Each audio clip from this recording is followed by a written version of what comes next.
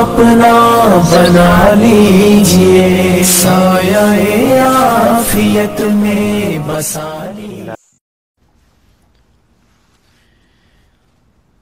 بسم اللہ الرحمن الرحیم۔ السلام علیکم۔ رضوی بھائی آن لائن .com کی جانب سے میں ہوں اقبال رضوی، اور آج ایک اور آپ کے سامنے خاص عنوان پر ویڈیوز آپ کے سامنے پیش کر رہا ہوں۔ اس کا پہلے پس منظر تھوڑا بتا دوں۔ اس موضوع پر بات کرنے کا خاص پس منظر ہے، چند روز پہلے ایک بھائی یوٹیوب سے انہوں نے نمبر لیا، میرے واٹس ایپ پر آئے، انہوں نے کہا کہ رضوی صاحب آپ ہمارے گروپ میں آئیں، آپ سے چند ایک سوالات کرنے ہیں۔ جب مجھے گروپ میں بلایا گیا تو میں کچھ کیفیات تو سمجھ رہا تھا، لیکن چونکہ میری یہ ایک عادت ہے کہ میں چاہے اپنے ہوں یا غیر ہوں ان کے ساتھ علمی گفتگو کرتا ہوں، کوئی روڈ لینگویج استعمال نہیں کرتا۔ کوشش یہی ہوتی ہے کہ پیار کے ساتھ، محبت کے ساتھ، حتیٰ قادیانی حضرات بھی جو ہے میرے ساتھ رابطے کرتے ہیں، ان کے گروپس میں بھی ختم نبوت کے نام سے گروپ ہے، ان کے اندر ایڈ ہوں۔ جب کوئی بات کرتا ہے تو میں ان کو دوست کہہ دیتا ہوں، ایک روڈ لینگویج استعمال نہیں کرتا، میں ان کا ایک ایز اے انسان ان کی ادب کو ملوز خاطر رکھتا ہوں۔ پھر ہمارا کام ایسا ہے کہ ہم ابھی آؤٹ آف کنٹریز میں کرسچن کے ساتھ ہوتے ہیں، ہندوؤں کے ساتھ، ہندو ہمارے ساتھ کام کرتے ہیں، تو ہمارا جو ایک ماحول ہے ایک غیر مسلم کے ساتھ بھی بات کرنے کا، وہ ایک ایسا ہوتا ہے کہ یعنی کوئی معلوم ہو کہ انسان کا جو ہے انسان کے ساتھ جو ریلیشن ہے اس کے اندر کوئی بے حرمتی نہ ہو۔ تو میں اس گروپ کے اندر گیا جب، تو اس گروپ کے اندر جو ہے پہلے باغ فدق کے اوپر ایک روایت پیش کی گئی، پھر مجھے کہا گیا کہ اہل سنت کا کیا موقف ہے، تو میں نے بتایا کہ یہاں پر اہل سنت کو تو یہ موقف ہے، تو اس کے اوپر بحث شروع کر دی، اور میں نے کہا سوری میں اس طرح کی گفتگو نہیں کرنا چاہتا۔ مناظرہ کرنے سے اسی گروپ کے اندر شاید کتنے لوگ ہیں جو میری گفتگو سنتے ہوں گے، تو پھر وہ اس طرح سے مناظرے کی صورت میں جب ہوتی ہے گفتگو تو اس کے اندر بہت سارے لوگ بدظن ہوتے ہیں۔ تو ان بھائی نے جو ہے کہا کہ جی بھاگ رہے ہیں، تو پھر میں تو سن 2011 سے یہ جو ہے مناظرے سٹارٹ کیے تھے، اور 2017 کے اندر میرے صدر اکرام نے مجھے منع کیا، تو 9-10 سال جو ہے ہمارے مناظروں کے ساتھ اٹیچنگ رہی ہے، تو ایسا کوئی کہے تو ہم سے برداشت پھر نہیں ہوتا۔ خیر، تو پھر ہم بھی یہ کہتے تھے کہ جناب میں نے اسے کہا، گفتگو سٹارٹ کی، دعویٰ جواب دعویٰ کا معاملہ ہوا، 2 دن گفتگو چلی، تیسرے روز جو ہے پھر نہ خنجر اٹھے گا نہ تلوار کسی سے، یہ بازو میرے آزمائے ہوئی ہیں۔ یہ ویڈیو آپ تک پہنچے گی، اس ویڈیو کو اس گروپ کے اندر پہنچایا جائے گا۔ یہ گفتگو آج انہیں حضرات کے لیے ہے۔ اگر گروپ سے نہ نکالتے تو انشاءاللہ تبارک تعالیٰ میں آپ کو شیعت کی جو ہے وہ تاریخ بتاتا ہوں اس روایت کے اوپر، پھر آپ انشاءاللہ تبارک تعالیٰ میں آج ہمیشہ کہا کرتا ہوں کہ آج کے شیعہ میں اور جو پہلے وہ شیعہ تھے نا، وہ اثنا عشریہ کے اندر شاہ عبدالعزیز محدث دہلوی رحمہ اللہ نے وہ جو شیعہ کے طبقات بیان کیے ہیں نا، ان طبقوں میں جو پہلے 3 قسم کے شیعہ ہیں، تو وہ میں پہلے بتایا تھا کہ پہلے شیعوں میں بھی اور آج کے شیعوں میں بھی زمین آسمان کا فرق ہے، اور جو پہلے جو بالکل رافضی شیعہ ہیں ان شیعہ میں اور آج کے ذاکرین میں بھی فرق ہے، کیونکہ آج کے شیعہ جو ہے وہ اپنے ذاکروں کو بھی نہیں پڑھتے، کیونکہ یہ جو آج کے شیعہ عقیدہ بیان کرتے ہیں یہ تو متزلیوں کا عقیدہ تھا، اور کچھ جو ہے کوفی کچھ مرتد قسم کے لوگ تھے ان کا یہ عقیدہ تھا۔ یہ عقائد شیعہ کے بھی نہیں تھے جو آج شیعہ کے اندر لیے پھرتے ہیں شیعہ، اور اس کی دلائل گھومتے ہیں، کیونکہ علماء شیعہ نے ان معاملات کے اوپر تحقیقات کر کے ایک پورے فیصلے جاری کر رکھے ہیں، باغ فدق کے اوپر بھی، اور معاملات سارے کس حد تک باغ فدق کے اوپر ان کو اختلاف ہے وہ بھی وہ بتاتے ہیں۔ جی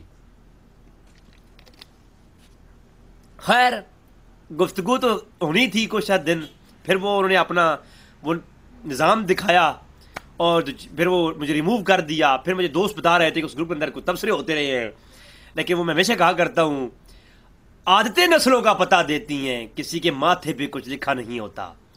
یہ عادت جو ہے انسان کو بتاتی ہے، انسان کی تعارف کرواتی ہے، ماتھوں پہ کوئی لیے نہیں گھوم رہا ہوتا کہ کون کس طرح کا ہے، کون کس طرح کا ہے، نسلی کون ہے اور بے نسلہ کون ہے۔ اچھا خیر، پہلی بات یہ جو دعویٰ یہ لکھا گیا تھا اس دعوے کے اوپر ہی بڑے ڈاؤٹ تھے۔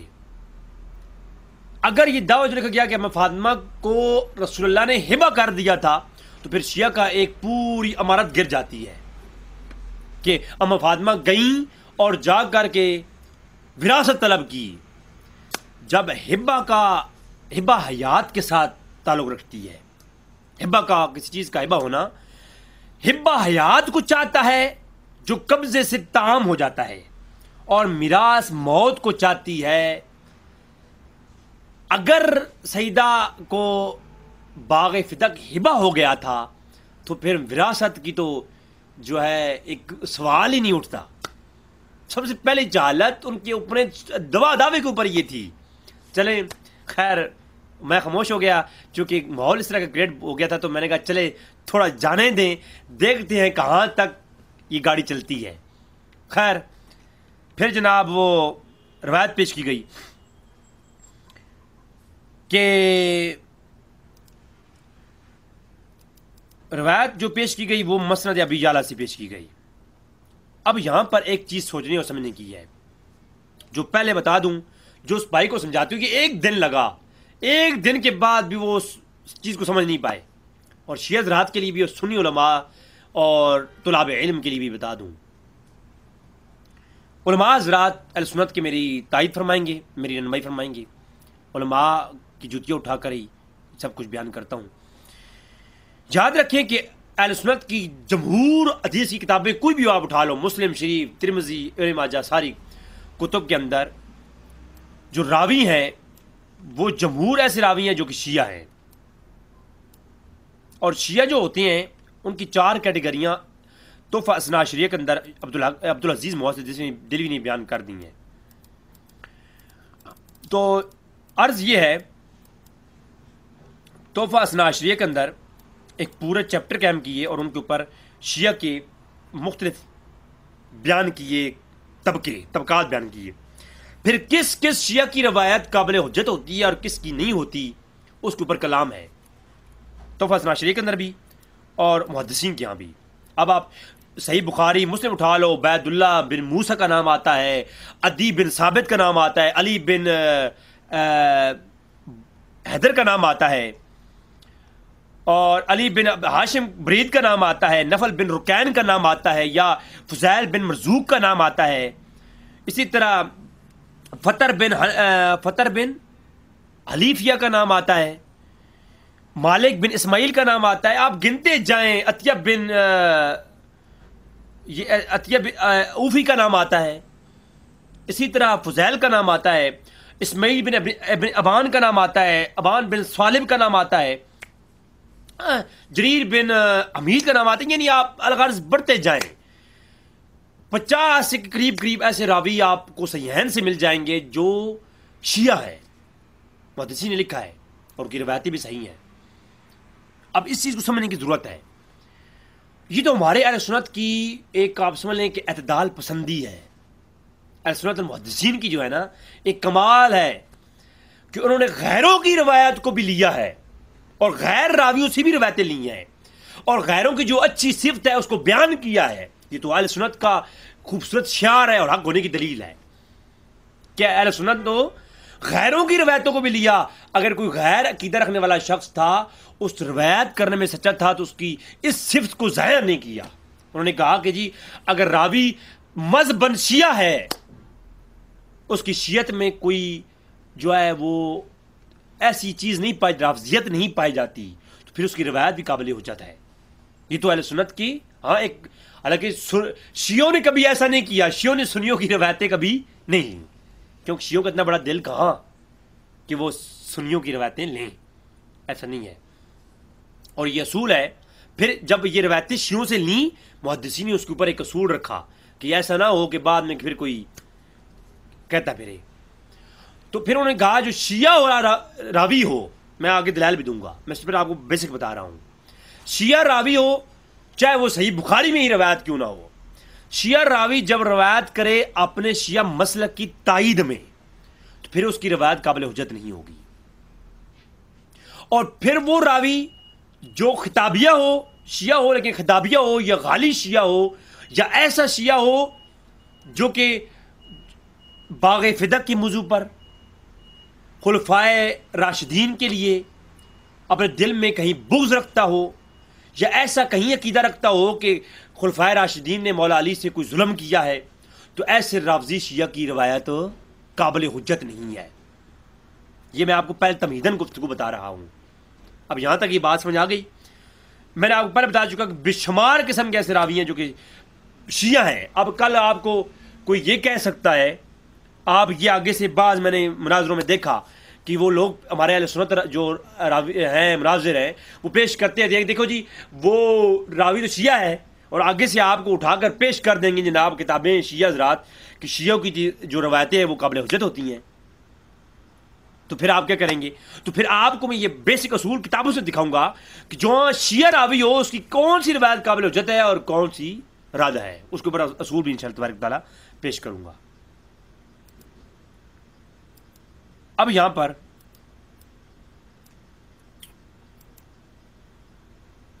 میں آپ کے سامنے پہلا پوائنٹ پیش کروں گا جو انہوں نے روایت پیش کی مسند ابی یعلا کی. تو روایت کیا، روایت کا نمبر ہے 1085. کہتے ہیں کہ ہم سے ہمیں بیان کیا کس نے؟ ان فضیل ان عطیہ ان ابی سعید. اب ابی سعید کے اوپر بھی اختلاف ہے، عطیہ کے اوپر اختلاف ہے، فضیل کے اوپر بھی اختلاف ہے. اس روایت کے اوپر آپ دیکھیں، اور یہ روایت کے پہلے میں سند پہ کلام کروں گا، پھر متن پہ کلام کروں گا. جو متن ہے وہ قرآن و حدیث سے ٹکراتا ہے، متن پہ کلام بعد میں آئے گا. پہلے ہمارا جو کلام ہے وہ سند کے اوپر ہے. اس سند کے اندر پہلا جو شخص جو فضیل ہے یہ روایت کرتا ہے عطیہ سے، عطیہ اوفی کوفی جو ہے. اور عطیہ اوفی کوفی اگر روایت کرتا ہے ابی سعید سے. ابی سعید اب یہ کلبی ہے یا ابو سعید خدری ہے، اس میں اختلاف ہے، وہ آگے چل کے گفتگو آ رہی ہے. تو یہ روایت کرتے ہیں لما نزلت ہذہ الآیہ، جب یہ آیت نازل ہوئی، وآت ذی القربى حقہ، سورہ اسرا کی آیت نمبر 26. تو پھر دعا نبی صلی اللہ علیہ وسلم فاطمہ کو بلایا، وَأَتَاهَا فَدَقَ، اور فدق دے دیا، عطا کر دیا. اب یہ روایت امام ابی یعلا لائے ہیں. اب دیگر کتب کے اندر بھی یہ روایت ملتی ہے، وہ آگے انشاءاللہ میری گفتگو آئے گی. اب یہ کرتے کیا ہیں؟ مسند ابی یعلا جو اٹھا کر کے پیش کر دیتے ہیں، اس کا فٹ نوٹ بھی نہیں دکھاتے، جو تحقیق کے ساتھ پیش کی جاتی ہے نا، فٹ نوٹ نہیں دکھاتے. حالانکہ فٹ نوٹ کے اوپر صاف لکھا ہوا ہے یہ حدیث جو ہے ضعیف ہے. اسی جو میرے پاس مسند ابی یعلا موجود ہے، اب لائبریری تو میری پاکستان میں رہ گئی، ہمارے پاس ایک ٹوٹا پھوٹا لیپ ٹاپ ہے، وہی ہمارا سارے کام کر رہا ہے. کسی کو بھی مسند ابی یعلا چاہیے ہو یا کوئی کتاب جو حوالہ دوں گا چاہیے ہو، پی ڈی ایف کی صورت میں ہماری ویب سائٹ rizvibhaiyaonline.com سے مل جائے گی، یا بندہ فقیر آپ کو پی ڈی ایف سینڈ کر دے گا واٹس ایپ کے اوپر. اب میں تو اتنا ہی کر سکتا ہوں بھائی، یا بتا سکتا ہوں یا دکھا سکتا ہوں یا دے سکتا ہوں، میں اتنا ہی کر سکتا ہوں. باقی کسی کو منوانا ہمارا کام نہیں ہے، بتانا کام ہے. اچھا، اب اسناد و ضعیف و عطیہ نیچے جو ہے لکھا ہوا ہے، اس کے اوپر جرا کی ہوئی ہے جو محقق ہے، اس میرے پاس جو مسند ابی یعلا ہے اس کے اوپر. ٹھیک ہے جی. اچھا، اس کے اوپر جناب اردو والی میں بھی میں پیش کر دوں گا آپ کے سامنے. اچھا، اب جناب جو انہوں نے اسکین سینڈ کیا اس کے اندر 1405 نمبر روایت ہے مسند ابی یعلا کی، جو اردو کے اندر ہے. ٹھیک ہے، جلد اول کے اندر. اچھا، اب اس کو در منصور امام سیوطی کتاب سے بھی دکھایا جاتا ہے، سند نہیں ہے وہاں پر، تو وہ بھی اس کو بھی چھوڑیے. علامہ بلازری نے فتوح البلدان کے اندر اس کو روایت کیا، وہاں پر بھی جو سندن نہیں ہے، بعض جگہ پہ تو وہ واقعہ آیا لیکن سند کے ساتھ نہیں آیا. پھر علامہ بلازری جو ہے وہ سند کے ساتھ اس کے رد میں جو ہے وہ روایت لے آئے ہیں. اب سند ابو داؤد والی وہ آگے آ جائے گی. تو علامہ بلازری کی کتاب سے دکھایا جاتا ہے یہ واقعہ، وہ بھی بے سند سمجھ لیں فتوح البلدان کے اندر سے. اور عالم ملل و نحال سے دکھایا جاتا ہے علامہ شہرستانی کتاب سے. تو میں سند میں بات کرنے سے پہلے یہاں پر بتا دوں، علامہ شہرستانی کو ہمارے جمہور علماء نے کہا ہے کہ یہ غالی شیعہ تھا، علامہ شہرستانی تھے جو. لیکن میں یہاں پر ایک بات کرتا چلوں کہ میں یہ نہیں کہتا، میرے جو ان کی کتاب جو پڑھی اس کتاب سے مجھے کچھ ظاہر نہیں ہوا کہ وہ شیعہ تھے، جو علامہ شہرستانی کی کتاب ملل النحل ہے. لیکن چلو علماء نے ہمارے جمہور نے کہا ہے کہ یہ شیعہ تھے. شیعہ کہتے ہیں یہ سنی تھے، میں یہ کہوں گا یہ سنی تھے. چلو مان لیا سنی تھے، کیونکہ میرے جب مناظرے میں بات کی گئی تو میں نے یہی کہا. پہلے ایک دفعہ ہمارا مناظرہ ہوا تھا ملتان کے اندر، جب میں شیعہ مدارس کو نیا نیا چھوڑا تھا، کیونکہ میں شیعہ کے ہاں میں نے بعض علوم فنون تو شیعہ سے ہی پڑھے ہیں نا، یہ گھر کی بات گھر والوں کو نہ بتائیں پھر. تو میں جب پہلے شیعہ کے مدرسے میں پڑھتا رہا ہوں 6 مہینے، تو ادھر جو ہے ایک شخص نے میرے ساتھ اسی گفتگو کرتے ہوئے یہ ملل والنہار کا حوالہ پیش کیا تھا. تو میں اس وقت یہ تحقیق کی تھی، تو میں بطور چیلنج بات کر رہا ہوں، پوری ملل والنہار اٹھا کے لے آ میرے پاس، میں دکھاؤں گا تجھے کہ جناب اس ملل والنہار کے اندر جو علامہ شہرستانی وہ بیان کر رہی ہیں، وہ معتزلیوں کے گمراہ کن عقیدے بیان کرتے ہوئے یہ کہتے ہیں کہ چھٹا عقیدہ جو ان کا گمراہ عقیدہ ہے وہ یہ ہے، ان کا یہ عقیدہ بھی گمراہ ہے، گمراہی پہ مبنی ہے جس کی اصل نہیں ہے. وہ عقیدہ شیعہ کا کون سا ہے، معتزلیوں کا کون سا عقیدہ ہے؟ وہ یہ عقیدہ ہے، وہ یہ کہتے ہیں کہ اماں فاطمہ کو حضور نے باغ فدا ہبہ کر دیا تھا، حالانکہ یہ مسئلہ ثابت نہیں ہے. تو علامہ شہرستانی رد کرتے ہوئے لکھ رہے ہیں، اٹھا کے میرے سامنے رکھ دیا، زاغری صاحب نے اٹھا کے میرے سامنے رکھ دیا. انہوں نے کہا جناب یہ تو علامہ شہرستانی نے نقل کیا ہے، اور بھائی وہ رد کرتے ہوئے لکھ رہے ہیں، تمہارا رد کر رہے ہیں. تو رد کر رہی ہوئی جو الزامی جواب دیا جا رہا ہے وہ تم اٹھا کے مجھے دکھاؤ گے تو وہ میں مان لوں گا؟ نہیں. اس کا مطلب ہے یہ خیانت سے کام کیا گیا ہے. تو آتے ہیں جناب اس روایت کی طرف. اس روایت کو تہذیب و تہذیب کا حوالہ پیش کیا گیا. اس بھائی نے کہا جی کہ وہ شیعہ تھا لیکن اسے سکہ کہا گیا ہے. کس نے کہا؟ امام ابن معین نے کہا ہے. اب ابن معین والا بھی پورا ڈرامہ ہے، ایک ڈھونگ ہے ڈھونگ. ابن معین نے کہا ہے جی کیا ہے کہ وہ سکہ ہے. بعض جگہ کہا ابن معین نے کہ صالح ہے. اب پوری کتاب کے اس ترجمے کے اندر سے یہ چیز اٹھا کے دکھاتے ہیں کہ ابن معین نے کہا صالح ہے، ابن معین نے کہا سکہ ہے، لیکن پوری بات نہیں بتاتے. یہ کیونکہ پورا مزہ جو تکیے پہ کھڑا ہوا ہے. انہوں نے اپنی کتابوں کے اندر لکھا کہ تکیے کے اندر کتنا دین ہے، دین کا ایک بڑا حصہ تکیے کے اندر ہے. اپنی کتاب اعتقاد شیعہ، شیعہ کی کتاب اعتقاد پہ لکھی ہوئی کتاب ہے. اس کے صفحہ 246 میں کہتے ہیں وہ تکیہ واجبتا، یہ واجب ہے، جو تکیہ ہے نا یہ واجب ہے. اور واجب وہ عمل ہوتا ہے جو نہ کرو تو گناہ ہوتا ہے. واجب کی تعریف کیا ہے؟ وہ عمل جو کیا جائے تو ثواب ہے، نہ کرو تو گناہ ہوتا ہے، وہ عمل اس کو واجب کہتے ہیں.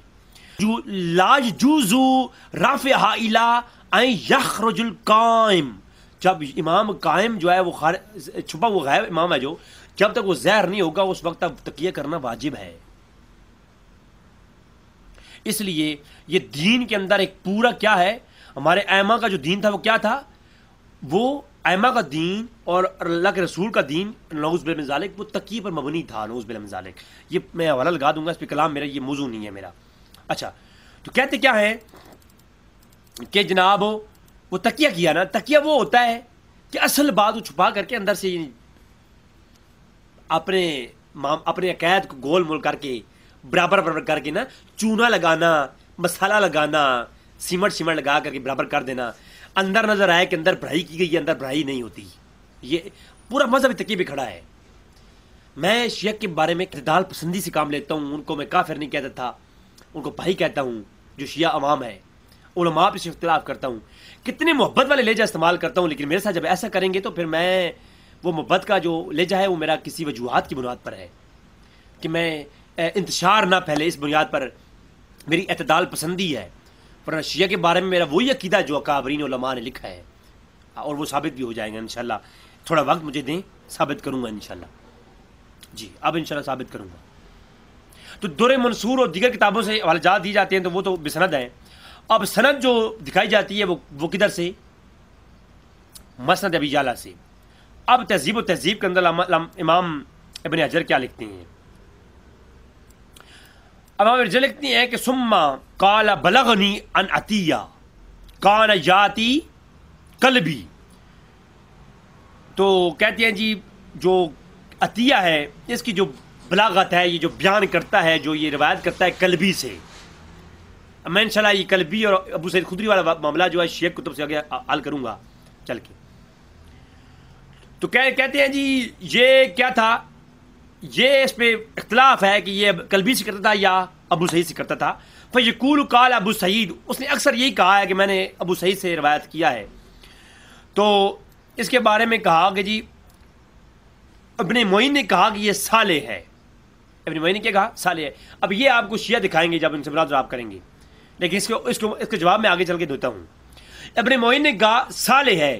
ابن معین کا سند کے ساتھ قول نہیں ہے، صرف ایک ابن معین کا یہ قول ہے، اور ابن معین کا جو سند کے ساتھ قول ہے وہ آگے انشاءاللہ میں دکھاؤں گا وہ کیا ہے. اچھا، تو کہتے ہیں، لیکن اب دیکھو امام ابن معین نے کہا کہ یہ کون ہے؟ یہ صالح ہے. لیکن اب کہا جی وقال ابو زرع وقال ابو حاتم. ابو زرع اور حاتم نے کیا کہا؟ ضعیفن یکتب الحدیث، کہ ضعیف راوی ہے، یہ روایت ضعیف راوی ہے، روایت لکھ لو. راوی ضعیف ہے، روایت لکھ لو. وہ ابو ندر تھا، ابو ندر نے کیا کہا؟ وقال جزجانی، علامہ جزجانی نے کیا کہا؟ مائلون، یہ شیعت کی طرف کچھ مائل تھا. یہ کیا تھا؟ شیعت میں مائل تھا، مائل شخص تھا. وقال نسائی، امام نسائی نے کیا کہا؟ اب کیونکہ ترجمہ کیا ہوتا ہے، ایک اسماء رجال کا عالم اوپر نام لکھتا ہے راوی کا، نیچے سب کی جو رائے ہیں وہ لکھ دیتا ہے. اب جمہور کی جو رائے ہے وہ لی جاتی ہے، جو قلت کے ساتھ جو راوی جو اس کے بارے میں رائے ہوتی ہے اسے چھوڑ دیا جاتا ہے. اب ایک میں ہوں، میرے دوست جن کے ساتھ میں جو سنیوں کی باتیں کرتا ہوں وہ کہیں گے جی میں سنی ہوں. اب میں شیعہ کے ساتھ میں بات کروں، شیعہ والی، تو وہ کہیں گے شیعہ ہے. تو میرے بارے میں حتمی رائے وہی ہوگی جو زیادہ لوگ میرے ساتھ بیٹھے ہیں، میرے بارے میں جو موقف زیادہ لوگ بتائیں گے. اسی لیے حضور نے فرمایا کہ میری امت جمہور جس پر اکٹھی ہوگی وہ کبھی گمراہی کے اوپر نہیں جائے گی. اور قرآن بھی یہ حکم دیتا ہے. میرا یہ جیرا جو ہے یہ میرا نہیں ہے، موضوع نہیں ہے. انشاءاللہ اس پہ کلام میں کروں گا. جمہور اجماع کے اوپر میرا ایک کلام آنے والا ہے، اس کے اوپر میں کلام کروں گا کہ اجماع حجت ہے. بعض میرے ساتھ بھائیوں نے مجھے کہا تھا اس پہ کلام کرنے کو، اس کے اندر میں پیش کروں گا کہ جمہور کی رائے بھی حجت ہے. اب بعض کہتے ہیں جی اور جی فلاں فقہ کے اندر جی جمہور کی رائے امام حنیفہ نے ٹھکرا دی ہے، تو فقہا کی بات نہیں ہو رہی، علوم حدیث کی بات ہو رہی ہے. وہ الگ فن ہے، یہ الگ فن ہے. مسائل کے اندر جمہور کی رائے حجت ہے، فقہا کی رائے حجت ہے، عوام الناس کی رائے حجت نہیں ہے. وہ ایک الگ موضوع ہے، انشاءاللہ اس پہ بات آئے گی. اچھا، تو یہاں پر کتنے علماء نے کہا ضعیف ہے، اور کس نے کہا کہ ایک تو شیعہ طرح محل تھا؟ امام نسائی نے کہا ضعیف. وہ قال ابن عدی، تو اس نے کہا جی ان جماعی بن سکات، کہ بعض نے اس کو سکات کی جماعت میں نقل کیا ہے. تو ہم تو انکار کرتے نہیں ہیں، میں تو دعوے جو ہے میں تو اس بات کو مانتا ہوں. میں تو مناظرے کے اندر بھی یہ صاف کہا کہ راوی سکہ مان لیتے ہیں، میں اس کی ضعیف ہونے پر دلیل ہی نہیں دیتا. میں تو یہ کہتا ہوں سکہ ہے. کیا ہر سکہ حجت ہوگا؟ قابل حجت ہوگا؟ بھائی وہ شیعہ ہے، اور شیعہ سکات کی روایتیں تو میں پہلے آلریڈی کہہ چکا ہوں مقدمے کے اندر ہی کہ ہماری کتابوں کے اندر موجود ہے، ہم لیتے بھی ہیں. لیکن شیعہ راوی سکہ راوی بھی ہو، اس کی روایت اس کے اپنے عقیدے کی تائید میں نہیں لی جائے گی. انشاءاللہ وہ پیش کرتا ہوں. تو اس کے اوپر یعنی ایک علماء کی آگے لکھی ہوئی ہے کہ وہ کیا تھا. ابن عدی نے کہا کہ اس کی ایک جماعت نے اس کو کیا ہے کہ جماعت سکات میں نقل کیا ہے، مگر ابی سعید سے وہ حدیث روایت کرتا تھا، اس پر شک ہے، اور اس نے گھڑی ہے روایتیں کس سے؟ ابو سعید سے. تو وکانا مع شیعتی اہل الکوفہ، وہ کوفہ کا ایک شیعہ تھا، اس لیے ابو سعید سے کچھ روایتیں گھڑی ہیں. وقال خدرمی، امام خدرمی نے کہا ہے کہ وہ فوت کس سن میں ہوا، یہ اس نے بیان کیا اور کہا کہ وقال ابن حبان فی دوفا، کہ ابن حبان اس کو دوفا کی فہرست میں نقل کیا ہے. ایک پوری یعنی اس پہ امام تہذیب و تہذیب کے اندر پوری بحث ہے. وہ درمیان سے ابن معین کا ایک جملہ ان کے حق میں ہے کہ وہ سکہ تھا، وہ اٹھا کے رکھ دیتے ہیں. خیر، اس کے اوپر ایک طویل کلام کیا کہ یہ ابو سعید سے لیتا تھا روایت یا خدری سے روایت لیتا تھا یا قلبی سے، وہ بھی اس پر کلام کیا.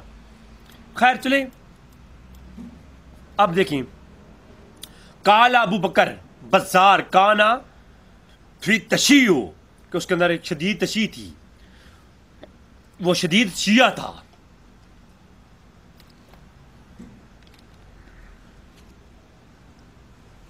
وہ کون تھا؟ شیعہ تھا. تہذیب و تہذیب سے میں نے یہ واضح کیا کہ وہ کون تھا؟ شیعہ تھا. شیعہ ہونے پہ شیعہ سنی کتابیں اتفاق کرتی ہیں، اس کی دلائل آگے آئیں گے. اب وہ شیعہ تھا. اب شیعہ کے یہاں ہمارا اصول کیا ہے؟ نزہۃ النظر فی توضیع نخبۃ الفکر.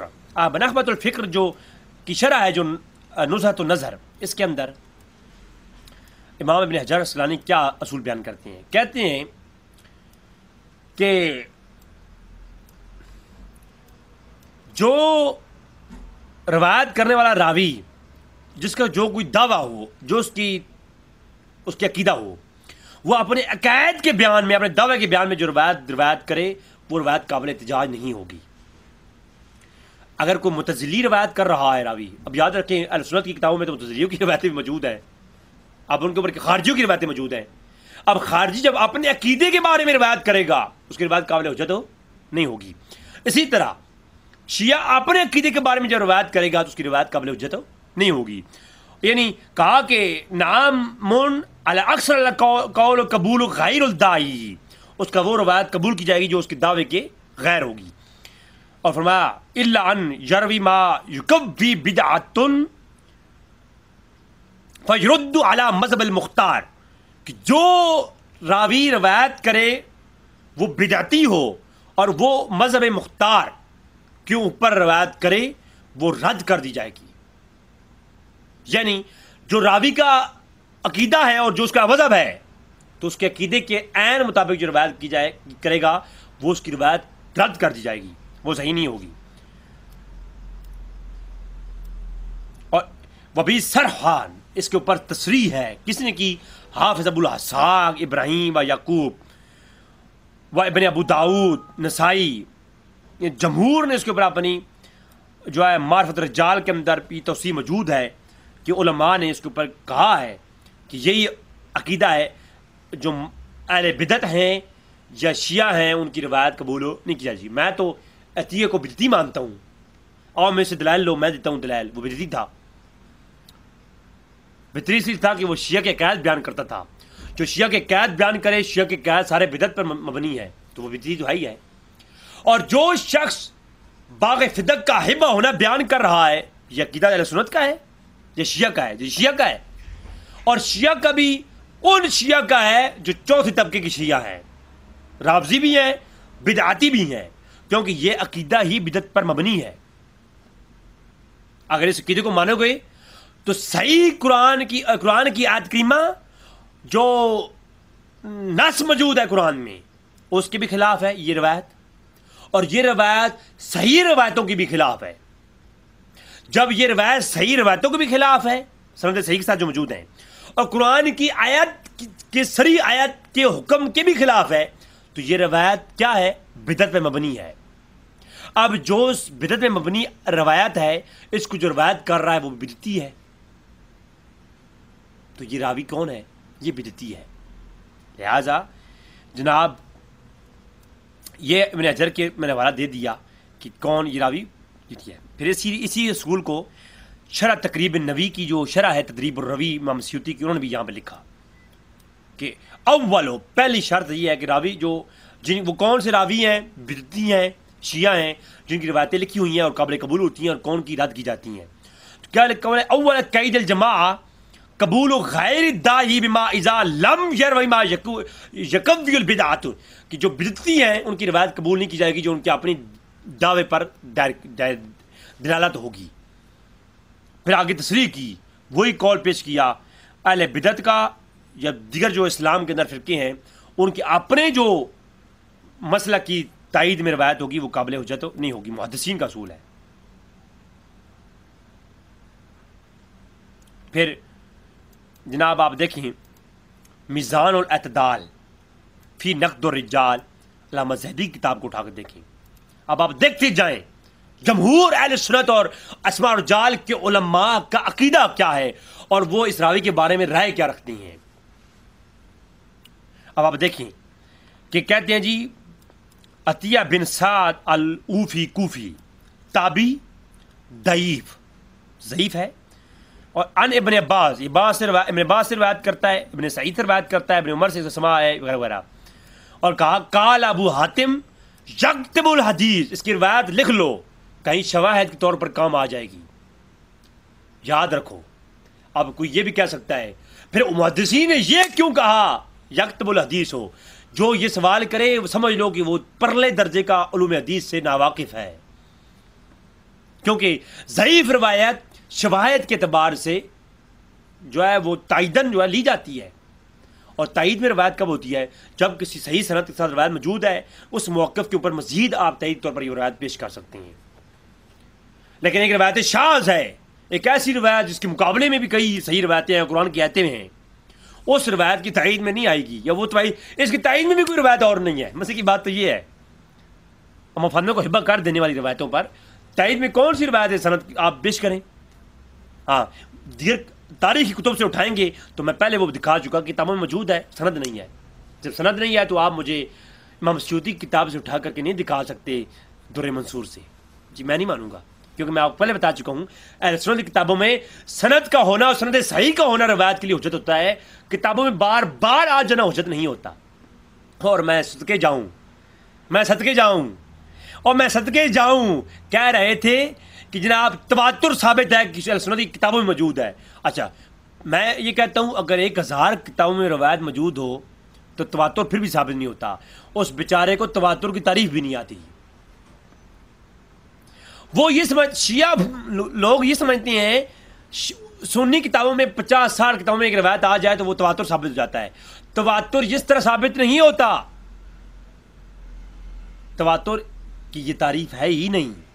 انشاءاللہ آگے چل کے میں تواتر کے بارے میں بتاؤں گا کہ امام غزالی رحمہ اللہ نے تواتر کے بارے میں کیا بیان فرمایا ہے۔ تو حاکم نے کہا کیا ہے، حدیث لکھ لو، لیکن کیا ہے؟ ضعیف ہونی، یہ ضعیف ہے۔ وقال سالم نے کہا کانا عطیہ یتشیع، یہ پکا شیعہ تھا۔ تو یہ کیا ہے؟ یہ شیعہ ہے۔ اگلی کتاب علامہ اکیلی کی الضعفاء الکبیر، علامہ اکیلی المکی ہیں، ان کے الضعفاء الکبیر کے اندر انہوں نے لکھا کہ اب بار بار مناظرے کے اندر وہ پیش کرتے تھے ابن معین کا جو ہے وہ قاعدہ جلیلہ ہے، یہ قاعدہ جلیلہ انشاءاللہ میں تمہارا نکال کے سامنے رکھ دوں گا۔ قاعدہ جلیلہ مجھے سکھا رہا ہے تو قاعدہ جلیلہ کیا ہوتا ہے اس کے اوپر انشاءاللہ میں آگے وضاحت کرنے والا ہوں۔ قاعدہ جلیلہ میں اگر کوئی محدث ایک جگہ یہ کہے کہ یہ راوی ثقہ ہے اور دوسری جگہ اس کی جرح یہ کرے کہ یہ ضعیف ہے، تو اس کے اندر جو ہے قاعدہ جلیلہ کی جو روایت ہے وہ ثقہ مانی جاتی ہے، وہ اس کی شرائط ہیں آگے۔ ایسے نہیں ہے کہ ہر جگہ پہ محدث کا یہ کہتا ہے پھر وہ ہے۔ تو ابن معین کا ہر جگہ قول موجود ہے کہ انہوں نے کہا جی صالح ہے، ثقہ ہے، تو یہ شیعہ حضرات پیش کرتے ہیں دیکھو جی وہ ثقہ ہے۔ میں تو یہ کہتا ہوں وہ ثقہ ہے، ثقہ مان لو، پھر بھی وہ روایت قابل حجت نہیں ہے، کیونکہ روایت کے متن میں بھی اعتراض ہے، اور ہر راوی ثقہ شیعہ کی روایت بھی اس کے اعتقاد پر مبنی روایت قابل حجت نہیں ہوتی۔ میری جان، آپ جہاں رکو گے وہاں پہ جواب دوں گا، تیرے من کا مفتی جب تک راضی نہیں ہوگا نا جواب دیتا رہوں گا، لیکن ذرا یہ گروپوں سے نکالنے والی بات نہ کیا کرنا۔ اب وہ کیا ہے جی، وہ کیا ہے، وہ شیعہ ہے، اس کی روایت قابل حجت نہیں ہے۔ اب عطیہ بن سعد العوفی کے بارے میں جو الضعفاء الکبیر کے اندر علامہ اکیلی نے باب باندھا، کہتے ہیں کہ وہ کان عطیہ اوفی رجلا متشیعا، پکا ڈھکا شیعہ تھا۔ اب جب شیعہ ثابت ہو گیا، وہ بھی مانتا ہے، وہ ہر شیعہ بھی مانتا ہے کہ یہ شیعہ ہے۔ شیعہ کتابیں بھری پڑی ہیں، تنقیح المقال اٹھاؤ، علامہ ممکانی نے تنقیح المقال میں لکھا ہے یہ شیعہ تھا اور یہ قلبی سے روایتیں کرتا تھا، اور یہ جھوٹ بول کے کہتا تھا کہ میں تدلیس کرتا تھا، اور تدلیس میں یہ بیان کرتا تھا کہ میں ابو سعید خدری سے بیان کرتا ہوں، حالانکہ اس کی روایت ابو سعید خدری سے روایت نہیں ہوتی، وہ اس کا استاد ہے قلبی، اس سے بیان کرتا ہے، اور قلبی بھی جھوٹا ہے، اور قلبی سے روایت کرنے والا یہ جو ہے نا عطیہ اوفی بھی جھوٹا ہے۔ تو علامہ ممکانی تنقیح المقال میں شیعہ کا عالم ہے، اس نے بھی اس کا رد کر دیا ہے، اور طویل کلام کیا، کہا کہ یہ کذاب ابن کذاب ہے، اس کی روایت حجت نہیں ہے، شیعہ کے ہاں عطیہ کوفی کی روایت حجت نہیں ہے، اور وہ شیعہ مجھے آگے کہتا ہے تو شیعہ کی روایت کا حجت مان نہ مان، میں تیرا مہمان ہوئے پشاوری جوتی تیرا بندہ لال کر دے یار شاہ. ہاں مجھے ایک بتاتا ہے تو مجھے سکھاتا ہے. اور اب دیکھو ادھر سند صحیح کے ساتھ پیش کیا کہ سالم مرادی کہتے ہیں قال عطیہ ابن اوفی بیتشیم، وہ بھی شیعہ تھا، عطیہ اوفی کے بارے میں، فقال ہوا ضعیف. احمد بن حنبل نے بھی کہا ہے اور عبداللہ بن احمد نے بھی کہا ہے کہ وہ کیا ہے، یہ ضعیف ہے فی الحدیث. بلغنی عطیہ، جو عطیہ تھا ان عطیہ بلغنی ان عطیہ کان یاتی قلبی، وہ جو ہے اپنی اس نے جو ہے وہ کیا کرتا تھا عطیہ قلبی، اس نے ایک تفسیر بھی مرتب کر رکھی تھی اور قلبی سے وہ روایتیں کرتا تھا. لیکن کہتا کیا تھا، وہ کانا یکتبہ ابی سعید، وہ کہتا تھا میں نے ابو سعید سے روایتیں لیتا ہوں. اور ابو سعید کنیت تھی قلبی کی، قلبی کی کنیت استعمال کر کے دکھاتا یہ تھا، مارتا یہ تھا. کیوں کرتا تھا ایسا؟ کیونکہ یہ شیعہ کا عقیدہ ہے، دکھانا کچھ ہے، بتانا کچھ ہے، نکالنا کچھ ہے. بسم اللہ میری جان، تھوڑا صبر کر جا، تھوڑا صبر کر جا. اور کہا دکھاتا کچھ تھا، یہ کہا تھا کیا، قال ابن سعید قال ابی وکانا حشیم بضعف حدیث عطیہ. عطیہ کی ہر روایتوں میں ضعف ہے. ضعفاء الکبیر وکیلی کی کتاب پیش کر رہا ہوں. وکان ابو سفیان ثوری یضعف الحدیث عطیہ کوفی، حدیث عطیہ کوفی کی بیان کرنے میں ضعف ہے. پھر اسی طرح پیش کیا شیم نے یہ تکلم فی عطیہ، عطیہ کے بارے میں کلام بہت ہے.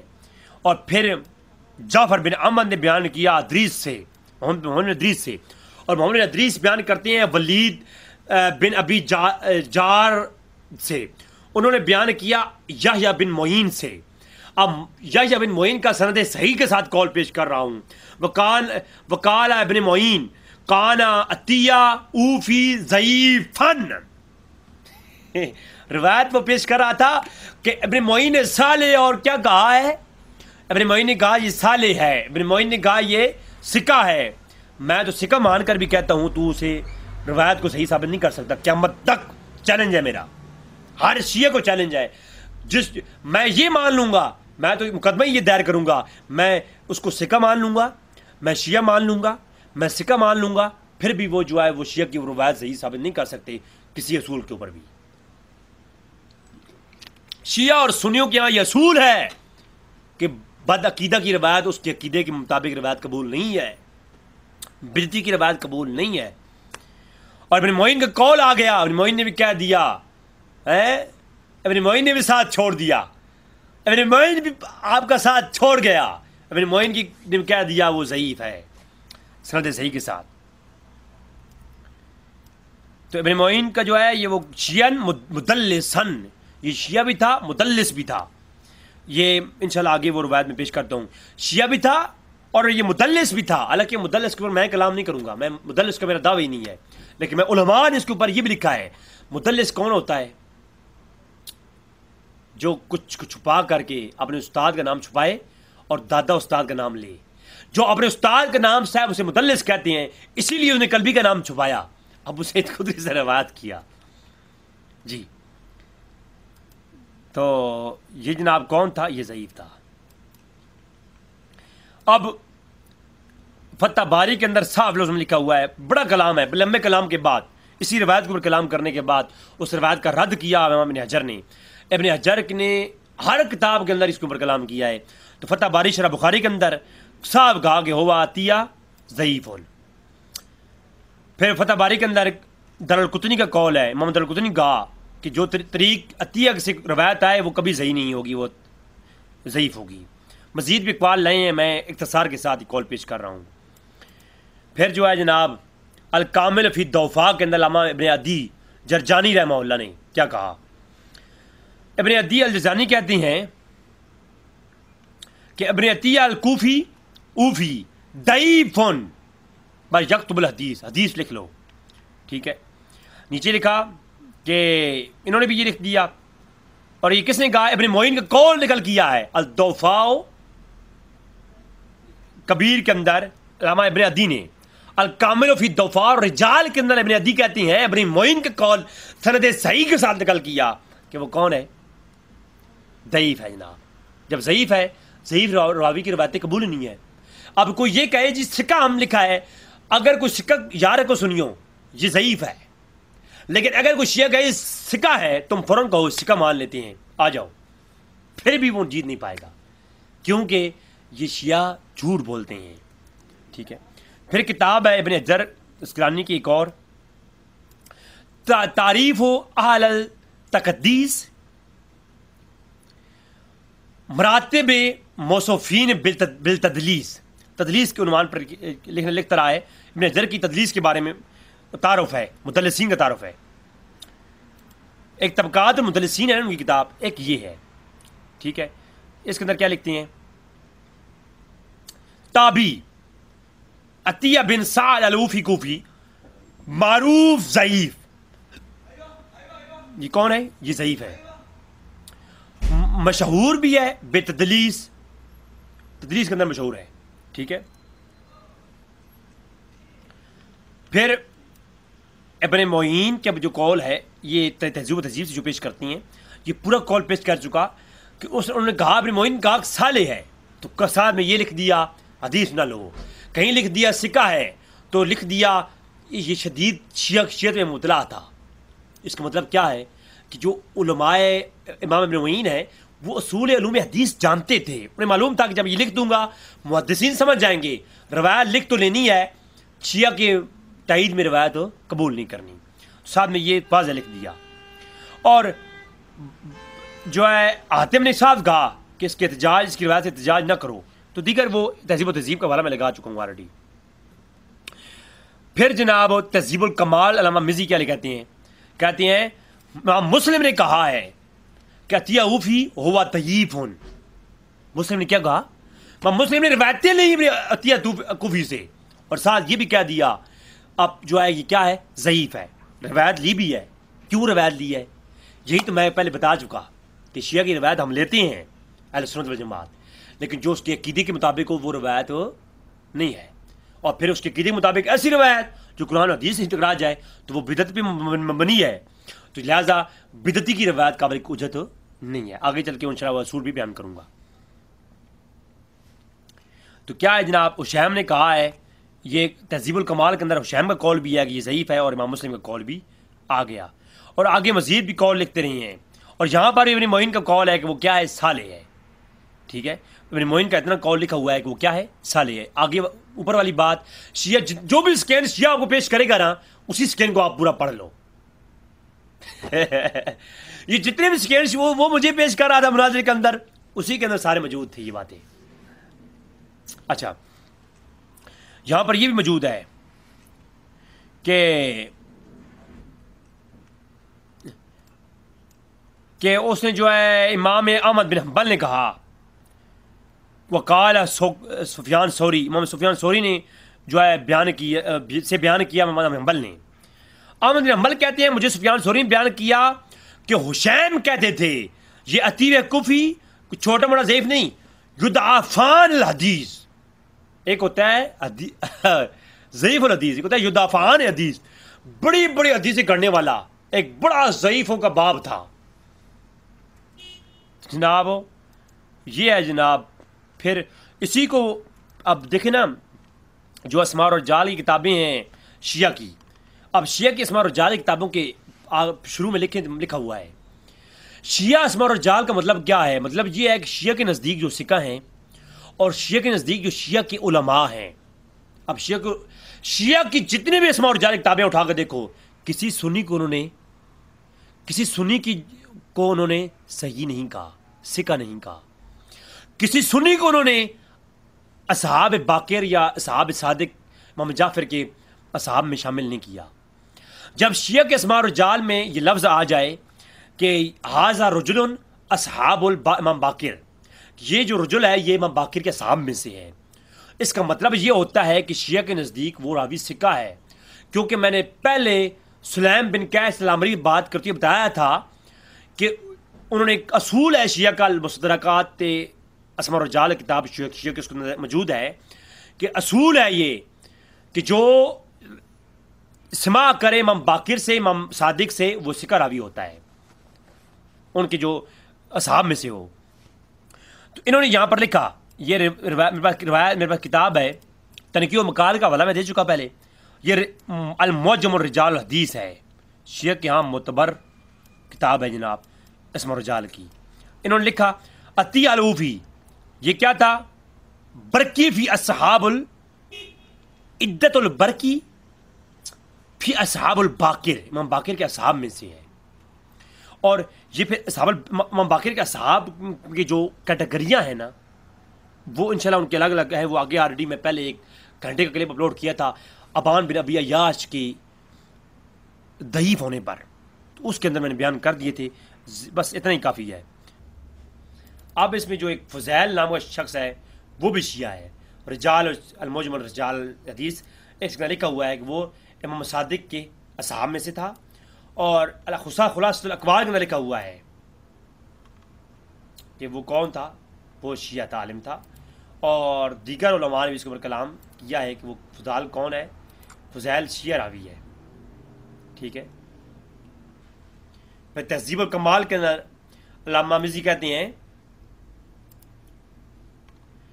یہ تابعی تھا، اس کو بعض ثقہ کہا ہے لیکن لیس بالقوی، یہ قوی نہیں ہے روایتوں میں، یعنی جس نے ثقہ کہا بھی ہے اس نے ساتھ نے کہا ہے کہ یہ قوی نہیں ہے۔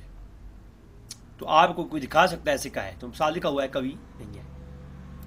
معرفت الثقات کے اندر بھی یہی قول ہے کہ احمد بن حنبل نے کہا کہ یہ طوفان الحدیث تھا، ابن معین نے کہا صالح ہے، ٹھیک ہے۔ تہذیب اعلیٰ کتاب، تہذیب التہذیب کے اوپر ابن حجر کی جو ہے وہ ہے تعلیق ہے، تو اس کے اندر بھی صاف لکھا ہوا ہے کہ لیسا بھی باسن۔ اب عطیہ کوفی کون ہے؟ ابن معین نے کہا اس کے اوپر کوئی حرج نہیں ہے، اس کے اوپر دیگر بحث شیعہ پیش کرتے ہیں، ہم نے اس پہ بحث نہیں کرنی، ہم یہ کہہ رہے ہیں وہ شیعہ ہے، تو شیعہ کی روایت اس کی تائید میں نے ثابت کر دیا قابل قبول نہیں ہے، یہ تو میں سرسری نظر دہرا رہا ہوں۔ تہذیب و تہذیب، تقریب و تہذیب کے اندر ابن حجر کہتے ہیں اسقلانی، یہ جو ہے شیعہ تھا اور مدلس تھا، ٹھیک ہے۔ یہ کہتے ہیں جی کہ ابن عطیہ کوفی جو ہے وہ صحابہ کی شان کا قائل تھا، یعنی عثمان غنی کی شان بیان کرتا تھا اور شیخین کی شان بیان کرتا تھا، اور روایت پیش کرتے ہیں فضائل صحابہ سے۔ ہم یہ کہتے ہیں کہ یہ بھی اس نے تقیہ کیا ہے جی، اور یہ روایت بھی ضعیف ہے، کیونکہ نیچے فٹ پاتھ پہ لکھا ہوا ہے، فٹ نوٹ پہ، کہ فضائل صحابہ کی یہ روایت جو عطیہ سے ہے، روایت کا نمبر 131 ہے، کہ وہ کہتا تھا کہ جو عثمان غنی ہے یہ کون ہے؟ یہ چمکتے ہوئے ستارے ہیں، ابو بکر عمر، یہ کیا ہیں؟ ابو بکر عمر کیا ہیں؟ چمکتے ہوئے چاند ستارے ہیں۔ تو یہ جو ہے اس نے تقیہ کیا ہے، ہم اس کے تقیہ نہیں مانیں گے، اور اس روایت کو مان بھی لیں تو حرج نہیں ہے، کیونکہ یہ روایت اس کی جو ہے عقائد باطل عقائد کے حق میں نہیں ہے۔ ہم تو یہ کہتے ہیں جو باطل عقائد کے حق میں ہوگی ہم اس روایت کا انکار کریں گے۔ اصول یہ ہے شیعہ سنی کے اندر، اصول جو ہے وہ یہ ہے کہ انہوں نے لکھا ہے عمدۃ القاری کے اندر، شرح صحیح بخاری کے اندر، اب اس واقعے کا رد کیا گیا ہے۔ اس واقعے کا رد پیش کرنے سے پہلے میں ایک چیز یہاں پیش کر دوں کہ اصول جو ہے وہ کیا ہے شیعہ راوی کا۔ ہمارے ہاں شیعہ راوی کا یہ اصول ہے، میزان الاعتدال کے اندر موجود ہے، کہ جب کوئی شخص یہ کہہ سکتا ہے کہ بدعتی کو ثقہ کیسے قرار دیا گیا ہے، یعنی یہاں کوئی کہہ سکتا ہے کہ بدعتی ثقہ کیسے ہو سکتا ہے، شیعہ ثقہ راوی کیسے ہے، یہ اس کا جواب میزان الاعتدال کے اندر موجود ہے جناب، علامہ زیبی نے دیا ہے۔ یہ میزان الاعتدال کے اندر قانون لکھا گیا ہے، کہتے ہیں ثقہ ہونے کے لیے ضروری ہے کہ کسی راوی کی عدالت اور اس کا اتقان ثابت ہونا چاہیے، لہذا جو شخص بدعتی ہو اور وہ عادل ہو کیسے ہو سکتا ہے؟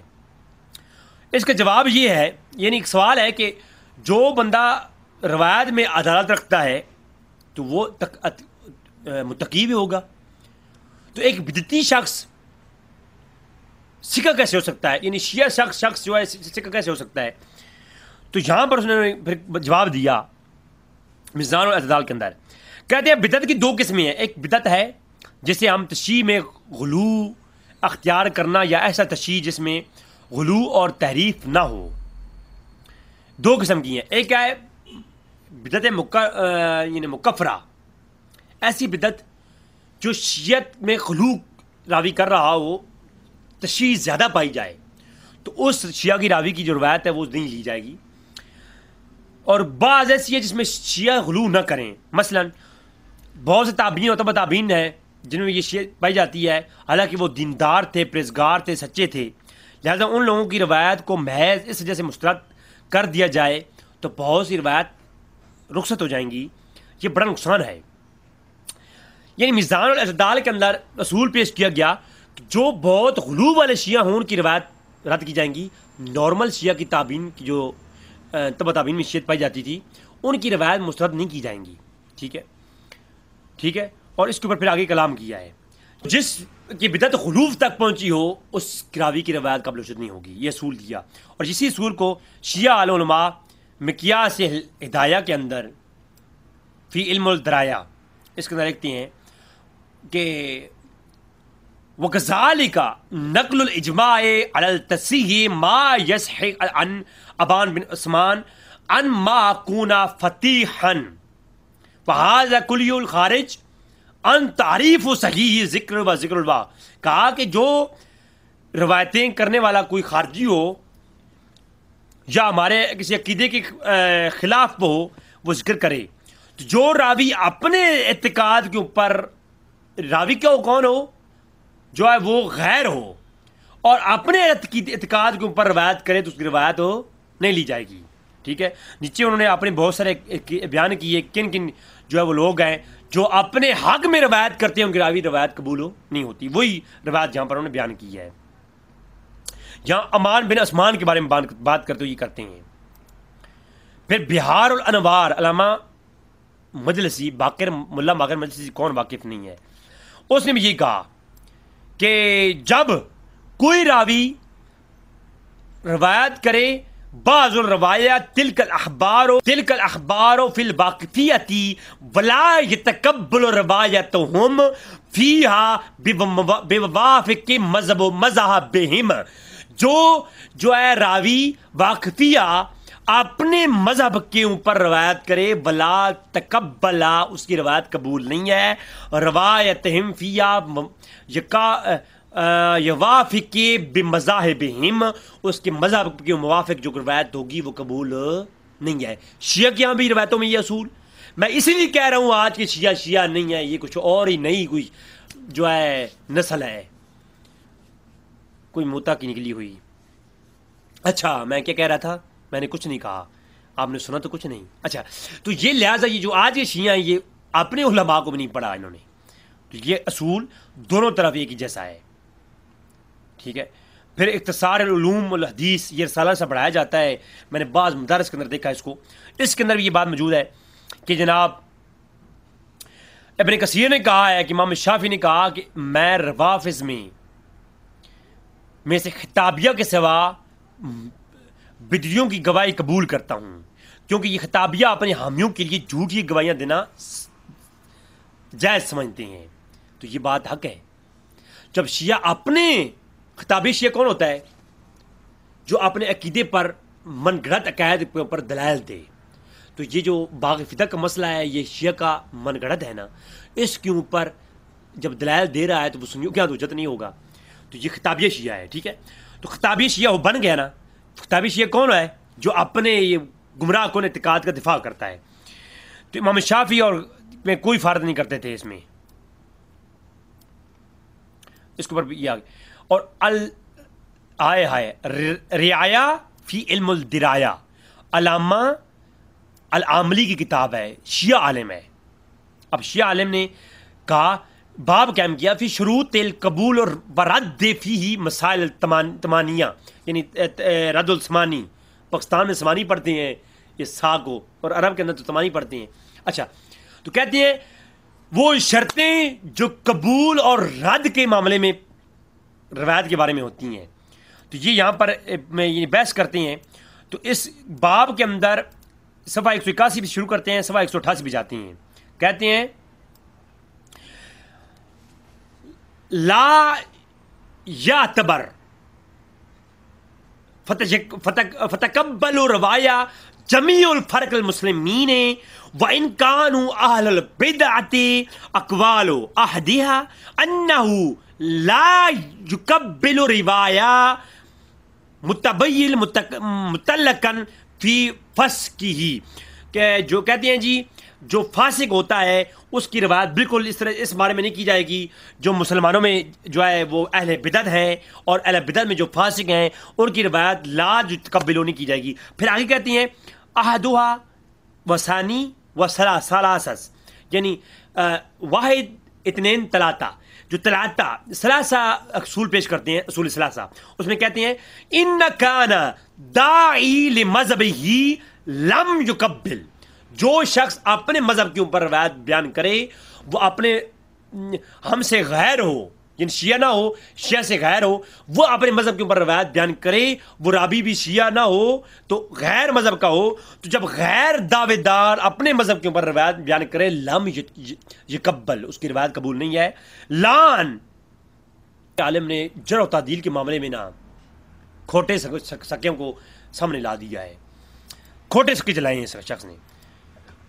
ٹھیک ہے, تو رسائل درائع الحدیث کے اندر بھی شیعہ کے ہاں بھی یہی اصول ہے.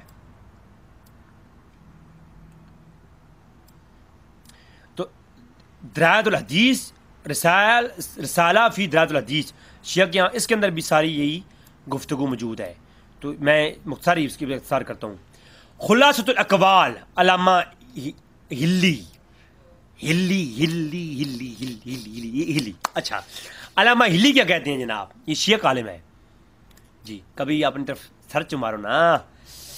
یہ کہتے ہیں جی احمد بن حسن بن فضال وہو فاسد المذہب, حسن بن فضال کے بارے میں کہتے ہیں سکہ, وقضا عمرو بن سعید واما مصدق به صدقۃ فانه فاسد المذہب.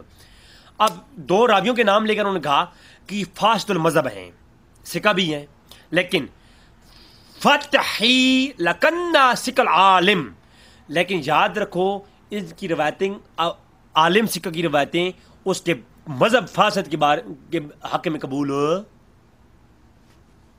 نہیں ہے. ٹھیک ہے جناب, تو یہ بھی آگئی. پھر فتح المغیث, یہ جناب شافی مذہب کے عالم تھے عبد الرحمن سخاوی, انہی کتاب ہے. بشرہ جناب الحدیث ہے, فقہ الحدیث, اس کے اندر کہتے کیا ہیں, کدھر گیا, ہاں یہ کہتے ہیں سکہ بدعتی کی تائید جو ہے میں روایت ہوتی ہے ورات ہوتی ہے جی. کہتے ہیں لکنہ مدعزول فی بدعتی مامون فی روایا فہو لا لیس فیہ محلیت الا ان یخزم من حدیثی ما یعرف ولیس بمنکر اذا لم تکو به بدعتهم فتیقبلون بذالک. جو راوی بدعتی سکہ بھی ہو, جب وہ روایت کرے اپنے جو ہے من گھڑت بدعتی عقیدوں کی تائید میں, ولا یتقبلہ, اس کی روایت قابل قبول نہیں ہے, یہ عقیدہ سنیوں کا بھی, یہ عقیدہ شیعوں کا بھی. اس سے اگلی کوئی چھلانگ مارے گا تو نہ وہ سنی ہے نہ وہ شیعہ ہے, وہ کیا ہے, وہ جو پرانے درمیان والے فرقے تھے نا معتزلی شلی, یہ وہ ان میں سے ہے. پھر اپنے عقیدے بیان کرو گے اپنے طریقوں پر تو پھر وہ شیعہ تو نہیں ہو سکتے. میں تو چیلنج کرتا ہوں کہ آج یہ جو شیعہ ہیں یہ اپنے عقیدے شیعہ علماء کے اصولوں پر بیان کر دیں. اور یہ علماء جو یہ مولانا آصف العلوی کی جو میں نے خطبات سنے تو مجھے معلوم ہوا تو کہ وہ اتنا بڑا ڈھونگیا ہے کہ اس کے اپنے عقیدے جو ہے وہ آج جو ان کے علماء شیعہ گزرے ہیں ان سے ملتی ہی نہیں ہے, واللہ نہیں ملتے. اچھا خیر چلیں, یہ بھی آ گئے, یہ تو میں نے اصول پیش کر دیا. اب چلتے ہیں دوبارہ اسی ادھر ہی طرف کہ جو علماء نے اس روایت ابو علی کو لکھ کر کے اس کے اوپر کلام کیا. جناب بسم اللہ الرحمن الرحیم. اب آتے ہیں اس طرف جی. عمدۃ القاری شرح صحیح بخاری علامہ بدر الدین عینی لکھ کر کے کہتی ہیں کہ ھذا لا اصل لہ، کہ اس جو واقعہ ہے امفانہ کو فتح کا دیا جانا، اس کی کوئی اصل نہیں ہے، یہ قرآن کے بھی خلاف ہے، یہ حدیث کے بھی خلاف ہے، اور پھر ابو داؤد کی وہ سند کے ساتھ روایت پیش کرتے ہیں جو آگے آ رہی ہے۔ طبقات ابن سعد انہوں نے اس کو لکھا، اس راوی کے بارے میں لکھا کہ یہ راوی سکہ تھا، ٹھیک ہے، انہوں نے لکھ کر کے آگے لکھا وَمِنَ النَّاسِ مَنْ احتجاج بھی، اس کی روایت سے احتجاج نہیں ہوگا۔ پھر آگے اور بھی کلام ہے لیکن وہ میں یہاں پر چھوڑ رہا ہوں۔ اچھا، اب آتے ہیں جناب امام ابو داؤد کی۔ پھر امام سیوطی کا جو حوالہ دور منصور کو پیش کیا جاتا ہے نا، تو میں کہتا ہوں امام سیوطی کی کتاب دور منصور کے اندر، تو وہ تفسیر کے اندر انہوں نے ایک قول نقل کر دیا، تو اس کے اوپر کلام تو نہیں ہے، وہ صحیح تو نہیں ہے، قول کے ساتھ سند ہونی ضروری ہے۔ تو میں کہتا ہوں امام سیوطی کو پڑھنا ہے تو تاریخ خلفاء پڑھو نا، میٹھا میٹھا آپ سے کوڑا کوڑا تھو نہ کریں نا، سچی بات پوری بتائیں۔ تاریخ خلفاء کے اندر امام سیوطی جو ہے وہ سند ابو داؤد کی روایت لاتے ہیں، جب عمر بن عبدالعزیز جو ہے خلیفہ ہوئے تو انہوں نے صاف لفظوں میں ہی کہا کہ اما فاطمہ کو اللہ کے رسول نے باغ فدق دینے سے انکار کر دیا۔ اس کے بعد ابو بکر صدیق کا دور آیا تو آپ نے بھی اسی طرح نظام چلایا، ابو بکر صدیق نے اپنی بیٹیوں کو نہیں دیا، ابو بکر صدیق نے اپنے لوگوں کو نہیں دیا، عمر فاروق کو نہیں دیا، کسی اپنے کو نہیں دیا۔ پھر جو ہے اسی طرح ابو بکر صدیق بھی اسی طرح کرتے تھے کہ وہ جو اللہ کے رسول جو ہے تقسیم کرتے تھے۔ پھر جو ہے جب دور عمر فاروق آیا انہوں نے بھی ایسا کیا۔ پھر جب عہد عثمان کے اندر، عثمان غنی کے دور کے اندر، جب یہ باغ فدق کا جو وزیر بنایا گیا دیکھ بھال کرنے کے لیے، مولا علی کرم اللہ وجہ کریم کو پیشکش کی گئی تھی کہ آپ اس جو ہے اس مسلمانوں کا جو یہ ایریا ہے اس کا وزیر بن جائے، اور اس کی معاملات کی جو انکم ہے اس کا بجٹ چیک کریں، اس کی تقسیم چیک کریں، آپ کی ذمہ ہے۔ صحیح بخاری میں روایت ہے، وہ انشاءاللہ اگلی ایپیسوڈ میں لاؤں گا میں۔ تو جو ہے اسی طرح مروان کو دیا گیا عثمان غنی کے دور میں، انہوں نے جو ہے اس کی دیکھ بھال، عباس کہتے ہیں جی مروان کو پکا پکا دے دیا تھا، وراثت میں نہیں دیا تھا، وزیر مقرر کیا مروان کو۔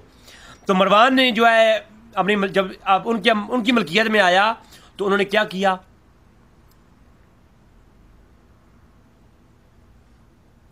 انہوں نے کہا جی اللہ کے رسول صلی اللہ علیہ وسلم نے ام فاطمہ کو دینے سے انکار کیا تھا تو میں بھی اس کا حق اسی طرح لوگوں میں تقسیم کروں گا، غیر موروثی طور پر، جس طرح اللہ کے رسول نے اسے چھوڑا تھا۔ بات سمجھ آ رہی ہے؟ پھر سورہ حشر کی آیت نمبر جو ہے 7 کے اندر جو حکم نازل ہوا، اس حکم کی بھی صریح خلاف یہ جو ہے یہ حدیث ہے، اس کے متن کے اوپر بھی کلام ہے۔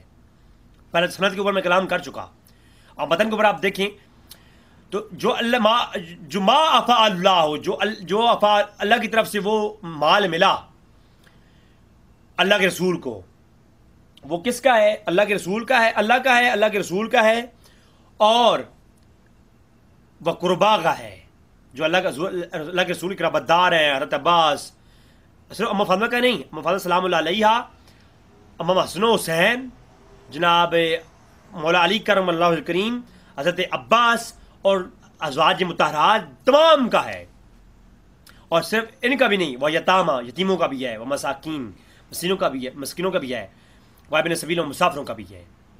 اب مجھے ایک بات بتائیں، قرآن میں صاف کہا جا رہا ہے، شیعہ کی اس پہ کثیر تفسیریں پیش کر سکتا ہوں کہ یہ باغ فدق کا فیصلہ کے بارے میں یہ آیت کریمہ ہے۔ اب میں یہ پوچھنا چاہتا ہوں کہ باغ فدق مال فے ہے، اور مال فے اللہ کا ہے، اس کے رسول کا ہے، اہل بیت کا ہے، یتیموں کا ہے، مسکینوں کا ہے، اور مسافروں کا ہے۔ اب مجھے بتائیں، اللہ کے رسول قرآن کے اگینسٹ یہ مال فے مفاہمہ کو دے سکتے ہیں سارا کا سارا؟ نہیں دے سکتے۔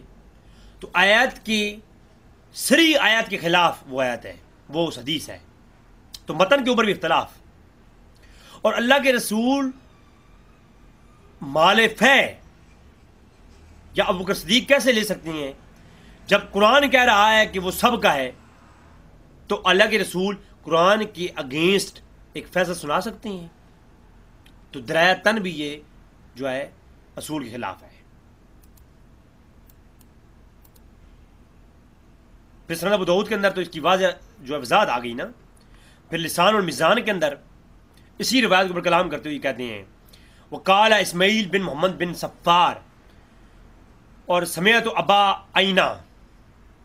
تو جو یہ عینہ ہے اور جو ہے اسماعیل بن محمد بن صفار ہے، انہوں نے جو ہے یہ گھڑا واقعہ حدیث فدق کا، کیونکہ آپ کو یہ اٹھا کر کے نا بعض اور روایتوں سے، جیسا کہ میں آپ کو پہلے میں نے مختصراً بیان کیا کہ علامہ بلازی کتاب سے اٹھا کے آپ کو دکھائیں گے کہ ایک اور روایت میں بھی ہے، تو ان میں جو ہے واضح ان کے اوپر کلام کرتے ہوئے یہ لسان النظام میں کہا گیا ہے کہ یہ گھڑا ہے حدیث فدق والا واقعہ اسماعیل بن محمد بن صفار نے اور عینہ نے.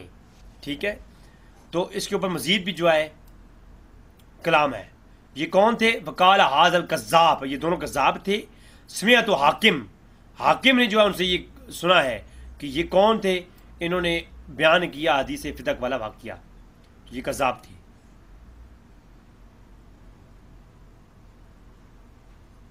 مزید بھی اس پہ کلام ہے لسان المیزان کے اندر. سیر اعلام نبلاء کے اندر وہ روایت ابو داؤد والی موجود ہے اور صاف کہا ہے کہ جو ہے یہ روایت جو ہے اس روایت ہبہ کر دینے والے کی رد میں موجود ہے. تو جناب سند صحیح کے ساتھ جو روایت موجود ہے اس کی رد میں ہے، قرآن کی آیت میں بھی رد میں ہے اور سند صحیح کے ساتھ جو روایت اس کی بھی رد میں ہے. تو اس لیے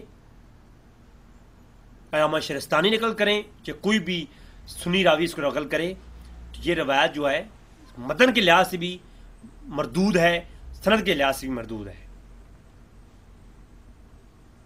پھر تحفہ ثنا شریعہ کے اندر تو صاف لکھا ہے نا کہ ایسے کئی مکار شیعہ راوی ہیں جن کی روایتیں علماء نے محدثین نے لی ہیں، اور کئی ایسے علماء ہیں جن کی روایتوں میں جن کتابوں میں یہ روایتیں موجود ہیں جن کو بعض علماء نے پہچاننے میں غلطی کی ہے، وہ ان کے اندر رافضیت بھری ہوئی تھی، کیونکہ یہ تکیہ کرتے ہیں اور تکیہ ایسی چیز ہے جو پہچانا نہیں جاتا. تکیہ کیا ہے؟ اوپر سے کچھ بن کے بندے رہنا، اندر سے اپنے عقائد کو چھپانا. تو ایسے تکیہ کرنے والے لوگ کہاں پہچانے جاتے ہیں؟ ہمارے سنیوں کے اندر کئی موجود ہیں جو کہتے رہتے ہیں نو ڈیمانڈ معاویہ، نو ڈیمانڈ معاویہ. آپ کیسے ہو سکتا ہے؟ وہ مناظر اسلام بھی ہو سکتے ہیں، وہ بڑے علماء بھی ہو سکتے ہیں. تو سنیوں کے اندر ایسے لوگ موجود ہیں ہر دور میں. ہزاروں کتابیں لکھی ہوں گی، ہزاروں دنیا کے اندر ادارے بنائے ہوں گے رافضی. کیا رافضیوں کے مکمل رافضی نہ بھی ہوئی ہے، نیم رافضی پکے ہوں گے. میں کو فتویٰ نہیں دے رہا کہ پکے رافضی ہوں گے، لیکن وہ جو لکھا ہے نا علامہ عبدالعزیز محدث دہلوی نے تحفہ ثنا شریعہ کے اندر 50واں دھوکہ، اس دھوکے کے اندر انہوں نے لکھا ہے کئی نیم رافضی ہوتے ہیں جو پہچانے نہیں جاتے ہیں، مکاری پکڑنی مشکل ہوتی ہے. تو ناظرین یہ میں نے آپ کے سامنے یہ پیش کیا. پھر یہ صرف یہ نہیں کہ یہ جو باغ فدق ہے قرآن کی آیت سے واضح ہوتا ہے اور وہ غریبوں مسکینوں کا ہے، یہ صرف سنیوں نے نہیں لکھا، اس کے اوپر میں الگ کلام لاؤں گا. مراۃ العقول کے علاوہ باقر مجلسی نے لکھا کہ مال فہ ہے باغ فدق، تو یہ غریبوں کا بھی ہے، مسکینوں کا بھی ہے، اہل بیت کا بھی ہے اور تمام کا ہے، مسافروں کا بھی ہے. تو اللہ کے رسول نے اس کو جو ہے مفاہمہ کو کیسے دے دیا؟ اب شیعہ حضرات یہاں پر ایک اور ڈنڈورا پیٹتے ہیں، اور وہ یہ کہ وہ جو آیت نازل ہوئی اس متن کے اوپر ہی مجھے ایک کلام تو میں اس متن کے اوپر کر چکا. اب اس روایت کی سند کی بحث کرنے کے بعد اس کے جو متن ہے اس کے اوپر میں کلام کر چکا کہ اس متن کے اندر پہلا اختلاف یہ ہے کہ قرآن کی جو آیت ہے سورہ حشر کی آیت نمبر 7 کہ جو مال فہ ہے وہ اللہ کا ہے، اللہ کے رسول کا ہے، آل بیت کا ہے، یتیموں اور مسکینوں کا ہے اور ساتھ میں مسافروں کا ہے. اور مراۃ العقول کے اندر ملا باقر مجلسی نے قبول کیا اور شیعہ کی دیگر کتب روایات کے اندر یہ موجود ہے کہ مال فہ جو تھا وہ سب کا تھا، نہ کہ صرف اما فاطمہ کا تھا. تو اس کا مطلب یہ ہے قرآن کی سری آیات کے خلاف یہ اس روایت کا اما فاطمہ کو جو مال تک ہبہ کر دیا تھا جو مسند ابی جعلہ کی روایت ہے، تو یہ روایت جو ہے قرآن کے سری آیت کے بھی خلاف ہے، متن اس کا جو ہے. پھر حدیث کے جو سند ابو داؤد کے اندر روایت ہے عبدالعزیز عمر بن عبدالعزیز کے دور میں وہ کہتے ہیں کہ جو ہے اللہ کے رسول نے باغ فدق اما فاطمہ نے ان سے مانگا تھا، اما فاطمہ کو اللہ کے رسول نے باغ فدق نہیں دیا۔ وہ اسی طرح جیسے قرآن کی آیت ہے، قرآن کی آیت پر عمل کرتے ہوئے مال فدق ان کے مصارف میں یتیموں، مسکینوں اور اقربا میں اور دیگر لوگوں میں تقسیم کرتے تھے، اور جو ہے جو یتیم لوگ تھے، مسکین بچے تھے، ان کی تقسیم کرتے تھے۔ پھر ابوبکر صدیق نے بھی ایسا کیا، عمر فاروق نے بھی ایسا کیا، عثمان غنی نے بھی ایسا کیا، اور عثمان غنی نے یہ مروان کو اس کی وزارت بخشی، تو وہ بھی جو ہے مروان نے بھی یہ کہا کہ اللہ کے یہ جو ہے میرے ذمہ کیا گیا ہے تو میرے انڈر آیا ہے باغ فدق، تو باغ فدق جب میرے انڈر آ چکا تو میں بھی وہی فیصلہ کروں گا جو اللہ کے رسول نے کیا تھا، اور میں اس کو ایسے ہی چھوڑوں گا، کسی کو اس کا وارث نہیں بناؤں گا، آل بیت کا جو حق جاتا ہے وہی دوں گا۔ سند ابو داؤد کی روایت، وہ سند صحیح کے ساتھ جو روایت موجود ہے وہی روایت سید اللہ نبلاغ کے اندر موجود ہے، تو اس روایت کے بھی خلاف ہے اس کا متن۔ یہ دو علتیں ہوگی متن کے اوپر، سند کے اوپر کلام آ چکا، تفصیلاً گفتگو ہو چکی، اب متن کے اوپر دو علت ہوگی۔ تیسری علت یہ ہے اس متن کے اندر موجود ہے کہ وآت ذی القربیٰ، جو یہ حق کا ہوگی روایت، جو آیت ہے سورہ اسرا کی آیت نمبر 26، جب یہ آیت نازل ہوئی تو اما فاطمہ کو ہبہ کر دیا اللہ کے رسول نے بلا کر کے، تو اب یہ روایت جب یہ آیت نازل ہوئی یہ بھی جھوٹ ہے، کیونکہ یہ آیت ہے مکیہ، یہ مکہ کے اندر نازل ہوئی، اور 7 ہجری کے اندر باغ فدق جو ہے وہ اللہ کے رسول کو ملا مدینہ کے اندر۔ آیت نازل ہوتی ہے مکہ میں، اور باغ فدق اللہ کے رسول کے ملکیت میں آتا ہے مدنی دور کے اندر مدینہ میں 7 ہجری کے اندر، ہجرت کے بھی 7 سال بعد۔ تو 7 سال بعد اللہ کے رسول کے پاس باغ فدق آیا، 7 سال پہلے آیت نازل ہوئی۔ تو جناب آپ مجھے بتائیں، آیت مکیہ ہے، آت ذی القربیٰ حق کا ہو، تو یہ کہتے ہیں کہ جناب وہ آیت نازل ہوئی تو علامہ فاطمہ کو بلا کر کے یہ دے دیا۔ تو یہ اس متن کے اندر میرا دوسرا اعتراض اور دوسری علت ہے۔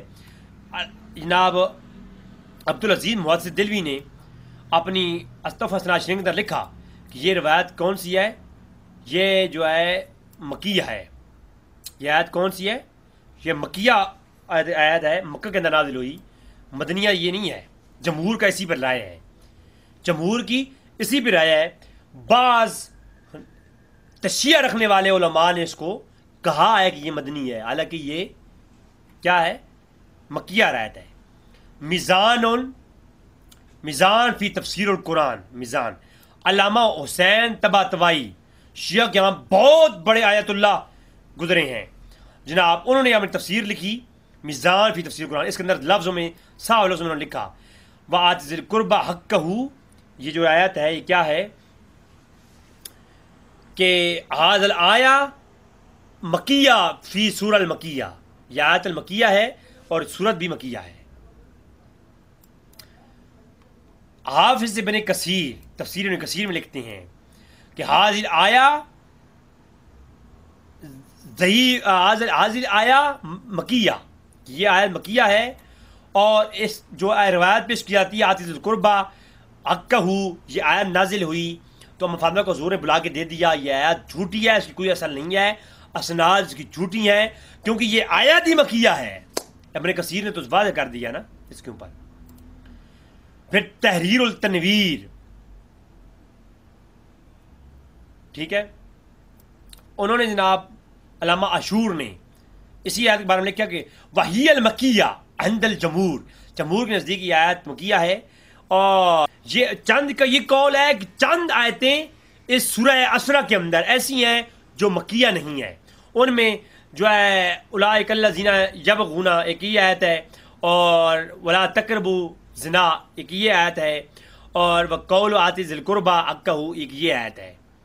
یہ 5 آیتیں گن کے بتائی ہیں کہ چند کے لوگوں کے نزدیک یہ چند ایک آیتیں یہ جو ہے یہ مدنی ہے، تو جو ہے چند کا قول لکھا، اوپر لکھا جمہور کا قول کیا ہے، امت کا اجماع یہ ہے کہ یہ کیا ہے، مکیہ ہے۔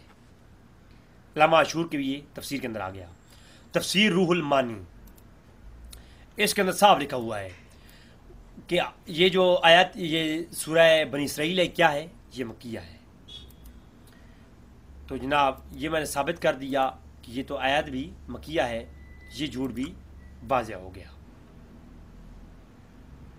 تو ناظرین الحمدللہ آپ کے سامنے بندہ فقیر نے یہ پیش کیا کہ شیعہ کا اس کے اوپر جو ڈرامہ تھا اور مجھے جو مناظرے کے لیے بلایا گیا وہ اس کے لیے وہ اب میں کیا کہہ سکتا ہوں، یہ تھے دلائل، اور بھی ابھی تحقیق اور تحقیق کے ساتھ ان راویوں کے اوپر کلام ہو سکتا ہے۔ میں نے صرف مختصراً وہ دلائل سامنے رکھے ہیں کہ ان دلیلوں کے اوپر جب کلام ہوتا تو اس کے بعد چھکے ہی چھوٹ جاتے ہیں انشاءاللہ تبارک و تعالیٰ۔